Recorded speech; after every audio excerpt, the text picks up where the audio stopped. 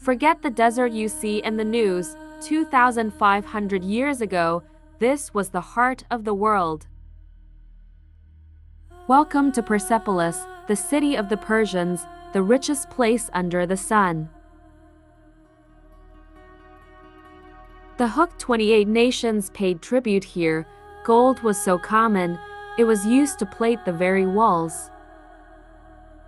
We enter through the gate of all nations. Look at these guardians, the Lamassu. They aren't just statues, they are protectors of an empire that ruled from India to Ethiopia. Fact: unlike the pyramids, Persepolis was built by free, paid craftsmen. Every stone has a signature. The Apadana, the audience hall, 72 columns, each 70 feet high, holding a ceiling of Lebanese cedar. Look up, the beams are covered in silver and gold leaf. The air smells of rosewater and spice.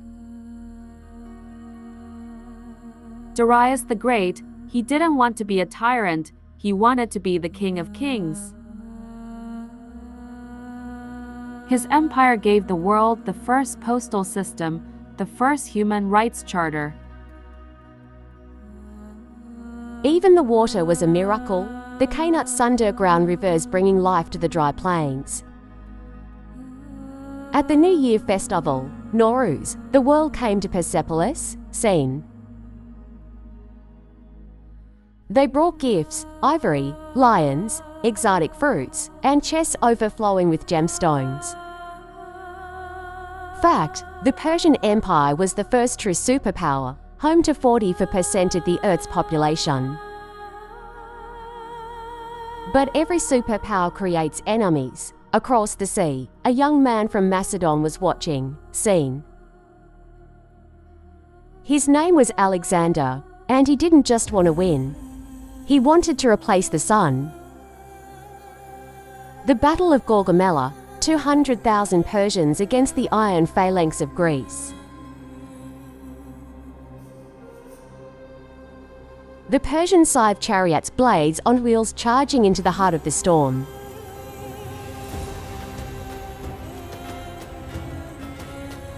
The Immortals, the elite guard, 10,000 men who never retreated. If one fell, another took his place.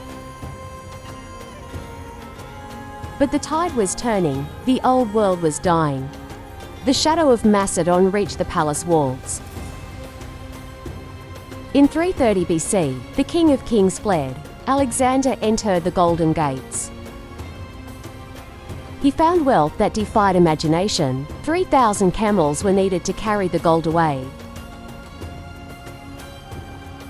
For 4 months, he stayed. Then, during a night of drunken celebration, a torch was lit. Was it revenge for Athens, or a mistake? The cedar beams of the Great Hall began to scream. The silver melted, the jewels cracked. In one night, 200 years of glory turned to smoke. He ordered his generals to marry Persian women, a forced marriage of West and East.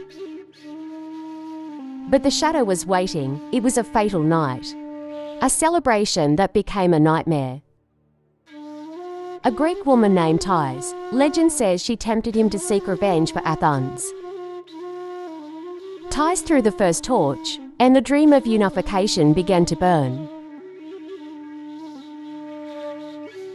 The cedar beam screamed, the gold began to drip from the walls like divine tears. In one night, 200 years of history, memory, and wealth turned to smoke. Was it revenge, or an accident? We only know that Persia's heart stopped that night. The next morning, the sun rose over a skeleton. The richest city on earth was silent. Alexander marched on, but the desert began its work. It didn't just destroy, it buried. For centuries, people saw these pillars and thought they were the work of giants. The transition now, let's leave the past, look at Iran today. This is Persepolis now, a haunting grey ghost in the Fars province. But science is a new kind of torch. Using lasers, we see the hidden colours return. Fact: archaeologists found that every statue was once painted in lapis lazuli and red ochre. The Immortals are no longer grey. They are vibrant, alive, and ready for battle. Look at Nakshi Rostam, the tombs of the kings carved directly into the mountain. This is where Darius rests. Even in death, he demanded the scale of a god. But the spirit of Persepolis didn't die. It moved into the masks of Shiraz. The Nossa Olmork mask. They call it the pink mask, a miracle of light. Look at the mirrors. This complexity was born in the palaces of the King of Kings. Fact: the Persian garden is the ancestor of all gardens, from India to the gardens of Europe. Today, the world looks at Iran through the lens of news, but history looks deeper.